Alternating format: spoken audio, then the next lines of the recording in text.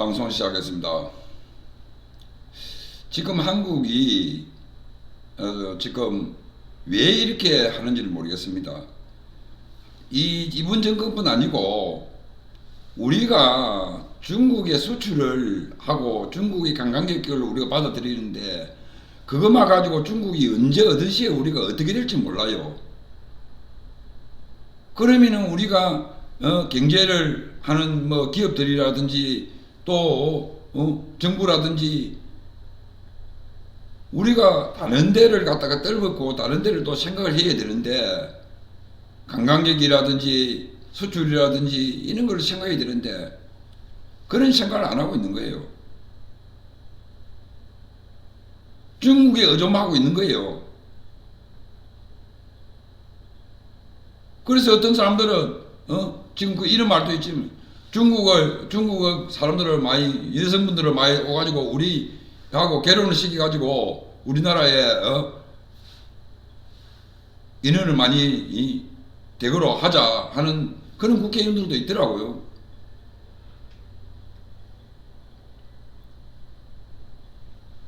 그래 이게 지금 우리가 경제를 가면은 이 경제가 우리 경제는 지금 살릴 수가 없어요. 지금 그렇다고 해서 중국인들을 갖다 그러면 좋습니다. 관광객을 많이 오라 한다고 지금 관광객이 많이 오겠습니까? 온들 또 우리가 그 사람들을 갖다가 5만 단위로 해줄 수 있습니까? 없지 않느냐 말입니다. 그럼 수출도 마찬가지입니다. 중국이 지금 우리보다 지금 월변자 무슨 조선도 그렇고 모든 것이 중국이 다 낫단 말입니다. 왜? 중국이 금액이 싸니까 사람들이 외주를 지금 전부 다 중국을 준단 말입니다. 조선이든 자동차든지. 그런데 우리가 뭐를 하겠다는 겁니까? 우리 경제는 기업들이 만들어 가야지 정부가 만든다고 안 됩니다. 일자리 뭐 20만 개 만든다. 그 만들기는 만들겠지. 국민 세금으로 알바자리 만들겠지 또. 그래가지고는 안 된다는 겁니다. 일자리는 정부가 만드는 게 아니에요. 일자리는 기업들이 만드는 거예요. 그럼 중소기업들이 내년에 전부 다 파산이 나는데 어떻게 할 것이냐 말입니다. 중소기업만 파산이 나는 게 아니라 대기업도 파산이 난다는 겁니다. 그리고 장사할 수 있는 사람들, 자영업자들 다 파산이란 말입니다. 그럼 이걸 어떻게 할 것이냐? 기업이나 중소기업이나 모든 은행 대출이나 이걸 묶을 게 아니고 전부 대출 다 묶어가지고 지금 묶을 게 아니고 이 사람들이 의용할 수 있게끔 그거는 은행에서 할 수 있게끔 만들어줘야 된단 말입니다. 그리고 중소기업들이나 대기업들이 공장을 많이 짓고 사람 모집을 많이 하도록 만들어줘야 된단 말입니다. 일자리가 없고 많이 노는데 어떻게 그 경제가 살아나겠어요? 내수경제도 마찬가지 아닙니까? 돈이 없는데 뭐를 지금 뭘 많이 사먹고 하겠어요?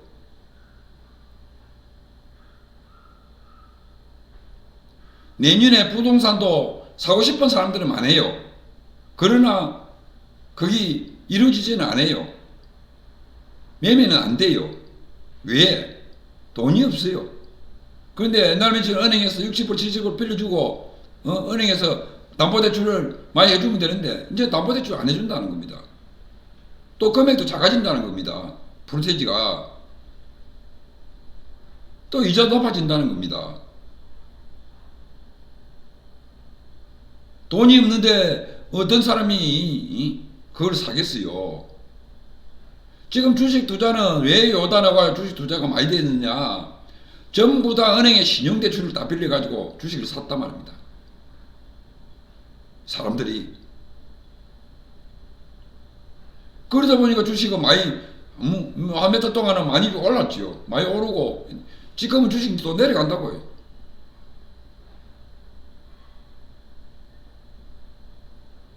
그래서 정책은 하루아침에 만드는 것도 아니고 이거를 많은 생각을 해야 되고 다음에 이걸 어떤 문제가 또 발생이 될지까지도 생각을 해서 정책을 만들어야지.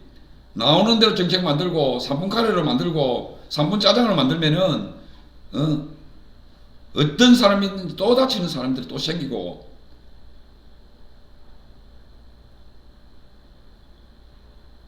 그래야 한심함 듭니다. 이 경제 전문가들도 뭐 씹을 샀는데 보니까 아니 그걸 누가 몰라요. 그 저면시로 일자리 창출이라든지 이런 걸 해서 경제를 살려야 된다, 이런 사람은 한 사람도 없어요. 일자리 창출은 이야기도 안 해요. 그럼 경제를 살면 어디서 떨어집니까? 그 수출만 많이 한다고 경제가 우리가 사라집니까? 내수가 이루어져야 되는 거예요. 경제가 살아가는 거예요. 그럼 내수를 이루려고 하면 일자리가 많아야 되겠죠. 어떤 지금 경제 전문가들은 경제 박사들이 이런 말을 하는 사람이 있느냐 말입니다. 없단 말입니다.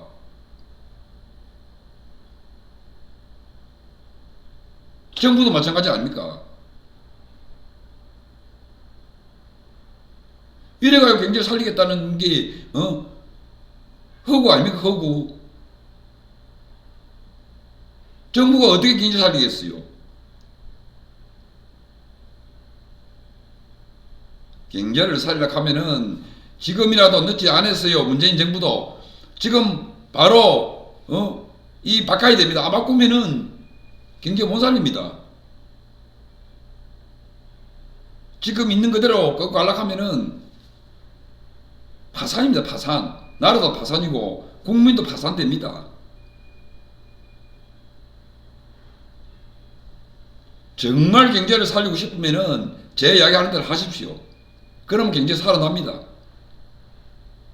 대기업들, 중소기업들이 많이 있어야 됩니다. 이 사람들을 어떻게 하든지 기업을 유치를 해서 기업이 유치가 많이 되도록 만들어야 됩니다. 그럼 기업이 많이 유치가 되면은 당연히 일자리가 많아지겠죠. 그 지금 20대 30대 얼마나 많이 나옵니까? 이 사람들이 지금 어중간에 자기가 대학 나왔다고 인간한테 가기 싫고 중소기업 가기 싫거든. 그럼 대학을 가려면 먹고 대기업을 가려니까 대기업에 일자리가 없다는 겁니다. 그래서 나오는 거예요.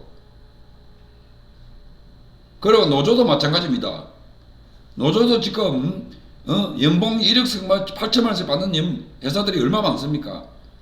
나이가 되면은 좀 물러나야 되는데 이걸 갖다가 연장을 또 해가지고 62살까지는 연장시켜 놔놨게 지금 20대 30대들이 들어갈 수가 없어요.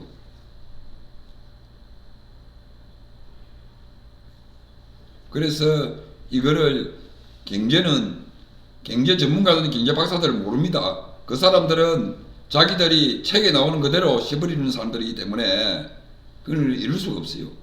현장이 중요합니다. 현장을 가야 이 경제 전문가든 경제 박사든지 정부든지 답이 나옵니다.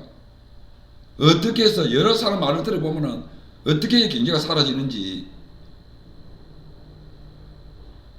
경제 전문가들, 경제 박사들이 뭐로 하고 경제 살리킵니까? 그 사람들 이야기는 뭡니까? 어느 나라 이야기하고, GDP 이야기하고, 뭘 어떻게 경제 살린다고 합니까? 나도 그 사람들 이야기하는 걸 막 들어봅니다.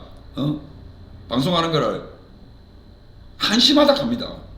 저런 사람들이 방송에 나와서 씹으리니까 이 경제가, 그럼 정부에서는 또 뭐냐, 국민들은 뭐냐, 저 사람들 말 듣고 살아나겠지. 그렇지 않습니다. 얘는 근본적으로 딱 답이 나오고 있는 거예요. 초등학생도 알 수 있는 정도로 경제 전문가, 경제 박사들이 정부가 모른다는 겁니다. 방송을 마치겠습니다.